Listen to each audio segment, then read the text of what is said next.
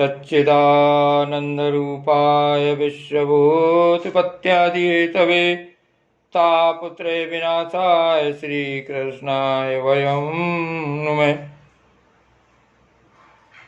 श्रीमद्भागवत महापुराण दसम स्कंध पूर्वार्ध अध्याय 19 गौ और गोपों को दावानल से बचाना।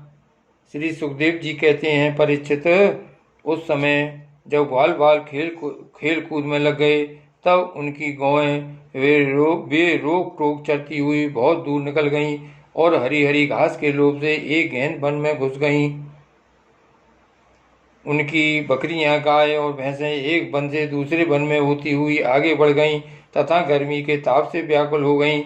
वे बेसुध सी होकर अंत में डकराती हुई मुज्जाटवी सरकंडों के वन में घुस गईं।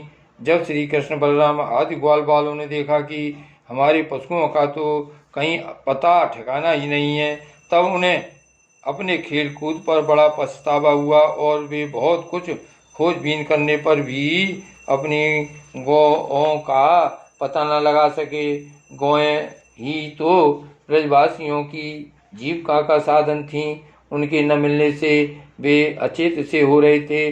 अब वे गौओं के खुर और दांतों से कटी हुई घास तथा पृथ्वी पर बने हुए खुरों के चिन्हों से उनका पता लगाते हुए आगे बढ़े। अंत में उन्होंने देखा कि उनकी गौएं मुंजा टबी में रास्ता भूलकर डकरा रही हैं। उन्हें पाकर वे लौटाने की चेष्टा करने लगे। उस समय वे एकदम थक गए थे और उन्हें प्यास भी बड़े जोर से लगी हुई थी। इससे वे व्याकुल हो रहे थे। उनकी यह दशा देखकर भगवान श्री कृष्ण अपनी मेघ के समान गंभीर वाणी से नाम ले लेकर गौओं को पुकारने लगे। गौएं अपने नाम की ध्वनि सुनकर बहुत हर्षित हुईं। वे भी उत्तर में हुंकारने और रमाने लगीं। परीक्षित, इस प्रकार भगवान उन गायों को पुकार ही रहे थे कि उस वन में सब ओर अकस्मात दावाग्नि लग गई, जो वनवासी जीवों का कार्य होती है। साथ ही बड़े जोर की आंधी भी चलकर उस अग्नि के बढ़ने में सहायता देने लगी। इससे सब ओर फैली हुई वह प्रचंड अग्नि बड़ी भयंकर लपटों से समस्त चराचर जीवों को भस्मसात करने लगी। जब ग्वालों और गौओं ने देखा कि दावानल चारों ओर से हमारी ही ओर बढ़ता आ रहा है, तब वे अत्यंत भयभीत हो गए और मृत्यु के भय से डरे हुए जीव जिस प्रकार भगवान की शरण में आते हैं, वैसे ही वे श्री कृष्ण और बलराम जी के शरणापन्न होकर उन्हें पुकारते हुए बोले, महावीर श्री कृष्ण, प्यारे श्री कृष्ण, परम बलशाली बलराम, हम तुम्हारे शरणागत हैं। देखो, इस समय हम दावानल से जलना ही चाहते हैं। तुम दोनों हमें इससे बचाओ।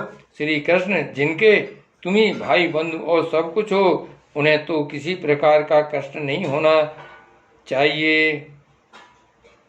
सब धर्मों के ज्ञाता श्याम सुंदर, तुम ही हमारे एकमात्र रक्षक एवं स्वामी हो। हमें केवल तुम्हारा ही भरोसा है।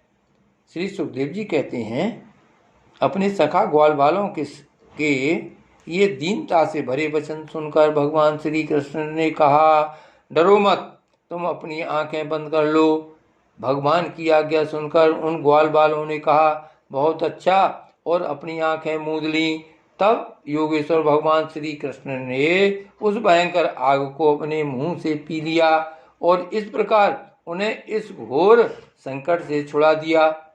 इसके बाद जब ग्वाल बालों ने अपनी अपनी आंखें खोलकर देखा, तब अपने को भांडीर बट के पास पाया। इस प्रकार अपने आप को और गौओं को दावानल से बचा देख वे ग्वाल बाल बहुत ही विस्मित हुए।